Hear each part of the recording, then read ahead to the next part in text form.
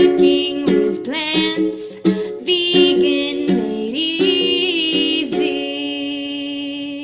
Hi everyone, it's Anya from Cooking with Plants, and today I'm going to help you get ready for Valentine's Day, which is only 1 week away. So a lovely red coloured dish to celebrate the colour of love is what's on the cards today. I prefer savoury over sweet dishes, so today's recipe is going to be a delicious red coloured beetroot hummus. Let's get started. For this recipe I'm going to use a food processor. If you don't have a food processor, you can also use a blender, but you probably will need a lot more liquid and it will make it a thinner dip consistency in the end. So first of all, I'm going to add a drained tin of chickpeas.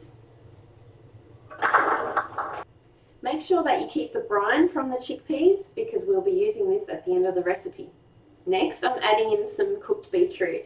So this is actually tinned beetroot, but you could cook your own or bake some beetroot. That would be absolutely delicious. I just like that this has been in a salty brine, and that will give a nice salty flavour to the overall hummus as well. To this mixture, I'm adding 1 tablespoon of lemon juice, 1 large clove of garlic, and 1 teaspoon of cumin seeds. You can also use ground cumin if you prefer. 2 tablespoons of tahini, so this is just ground up sesame seeds, and we'll add a natural oily texture to this mixture.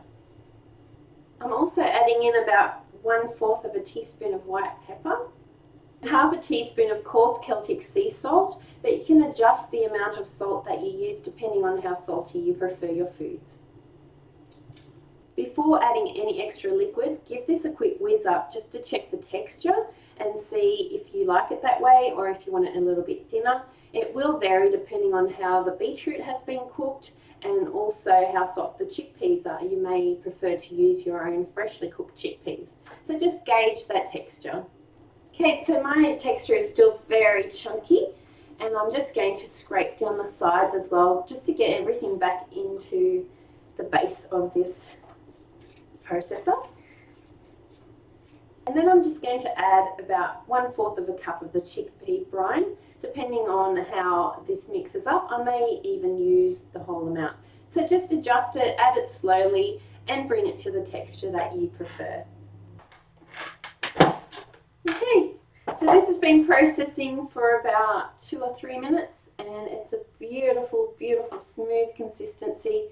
It's a beautiful pinky red colour, and I need to try this because it smells absolutely delicious. Oh my gosh. I'm definitely going to be having this for my lunch today. I'm not waiting for Valentine's Day. I don't need Valentine's Day. This is an everyday dish. Yum! I love it. Go to my website. You can print this recipe in full. You can check all the ingredients. Join me on Facebook and Instagram. I'd love to hear from you. And I'd love to hear what you think of this. Oh my gosh, this is so delicious. Yum, yum, yum. I'm super excited. Give this recipe a try and let me know what you think. See you for the next recipe. Bye for now.